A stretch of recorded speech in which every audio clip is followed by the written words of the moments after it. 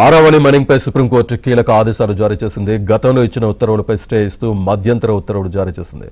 100 మీటర్ల లోపు ఎత్తు ఉన్న ఆరావళి పర్వతాల వద్ద మైనింగ్కు గతంలో సుప్రీం అనుమతులిచ్చింది. అయితే తదుపరి ఉత్తర్వుల వరకు గతంలో ఇచ్చిన ఉత్తర్వులపై స్టే విధిస్తూ సిజేఐ జస్టిస్ సూర్యకాంత్ నేతృత్వంలోని ప్రత్యేక ధర్మాసనం తీర్పునిచ్చింది. దీనికి సంబంధించి పర్యావరణ కార్యదర్శి నేతృత్వంలో ఉన్నత స్థాయి కమిటీ ఏర్పాటుకు సుప్రీం ఆదేశించింది.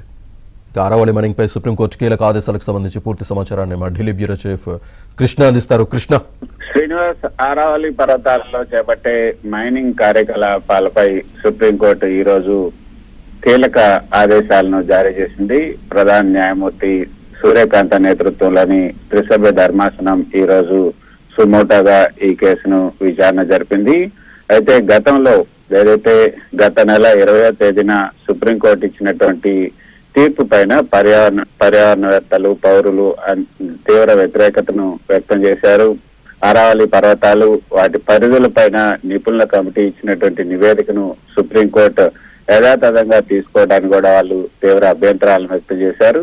ఈ అభ్యంతరాలపైన ఈ రోజు సిజేఐ నేతృత్వంలోని ధర్మాసనం విచారణ జరిపింది. అయితే ఆ విచారణ సందర్భంగా ఆరావళి పర్వతాలు, వాటి పరిధుల నిర్వచనానికి సంబంధించి, అనుబంధ అంశాలకు సంబంధించి ఇంకా దానిపైన ఒక అధ్యయనం అయితే జరగాల్సినటువంటి అవసరం ఉంది అంటూ గతంలో ఇచ్చినటువంటి తీర్పును సుప్రీం ఈ రోజు తాత్కాలికంగా స్టే విధించింది. ఆరావళి పర్వతాల పైన ఇచ్చినటువంటి, అంటే ఆరావళి పర్వతాలు ఏంటి,